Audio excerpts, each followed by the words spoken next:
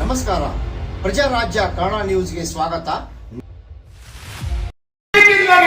ಮೂಲಕವಾಗಿ ಕರೆಯುವುದಕ್ಕೆ ಹೆಸರು, ಇರುವುದಕ್ಕೆ ನೆಲೆ, ಹಾಗೆ ಗುಣ ಎಲ್ಲವೂ ತಾಯಿಂದ ಅನುಗ್ರಹವಾಗಿದೆ.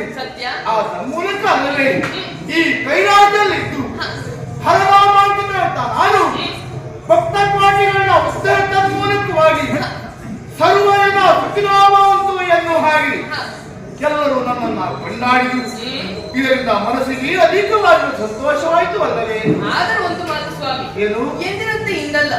ನಿಮ್ಮ ವದನ ಕಮಲವನ್ನು ವೀಕ್ಷಿಸುವಾಗ ಯಾವುದೋ ಒಂದು ವಿಚಾರದ ಬಗ್ಗೆ ನೀವು ಯೋಚನೆಯಲ್ಲಿ ತೊಡಗಿದ ಹಾಗೆ ಉಂಟು. ಇದಕ್ಕೆ ಕಾರಣ ಏನಂತ ಹೇಳ್ತೀರಾ? ಗೊತ್ತಾಗಲೇ ನನ್ನನ್ನ ಸರಿಯಾಗಿ ಅರ್ಥೈಸಿಕೊಂಡಿದ್ದೆ ಅಂತ ಆಯ್ತು. ಬಾಯಲ್ಲಿ ಏನೋ ಸಂತೋಷ ಆಯ್ತು ಅಂತ ಹೇಳಿದಾಗ ನನ್ನ ಅಂತಃಕರಣ ಹೇಗೆ ಅಂತ ಅರ್ಥೈಸಿಕೊಂಡಿ. ಹೌದು, ಯಾಕೆ ಭಕ್ತರನ್ನ ಉತ್ತರಿಸುತ್ತಾರೆ ಭಕ್ತೊಂದಾನೆ ಅಂತ ಹಾಗೆ ನನ್ನನ್ನ ಕೊಂಡಾಡಿದ್ರು. ಆ ಹೆಸರಿಗೆ ತುಟಿ ಬರುವ ಕಾರ್ಯ ಇವತ್ತು ಆಗ್ತಾ ಇದೆ. ಇದಕ್ಕೆ ಕಾರಣ ಹೇಗೆ?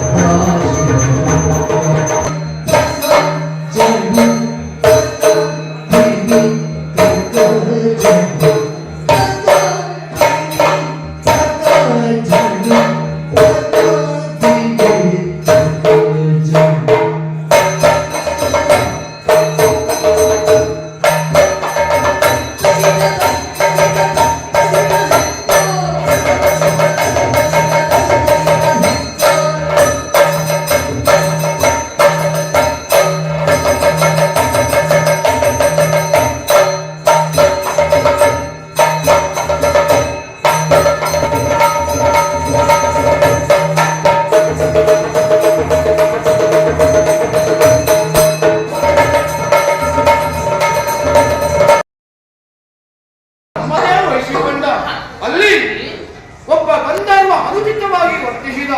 ಅದರ ಪರಿಣಾಮವಾಗಿ ಆ ಬ್ರಹ್ಮನಿಂದಲೇ ಶಾಪಕ್ಕೆ ಒಳಗಾದ. ಯಾವ ರೀತಿ?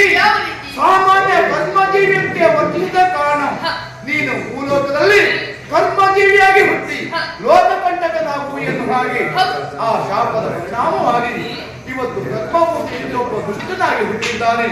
ಅವ ಶಿವ ಭಕ್ತರನ್ನ ಅಲ್ಲ ಶಿವ ಶರಣರನ್ನ ಹಿಂಸಿಸುತ್ತಾ ಇದ್ದಾರೆ. ಹಾಗಾದ್ರೆ ಆ ಭಕ್ತರನ್ನ ಕಾಯಬಿದ್ದಾರೆ.